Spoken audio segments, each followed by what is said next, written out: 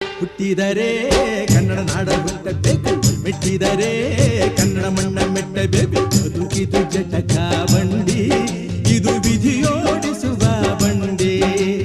ಬದುಕಿದು ಜಟಕ ಬಂಡಿ, ವಿಧಿ ದಡ ಸೇರಿಸುವ ಬಂಡಿ.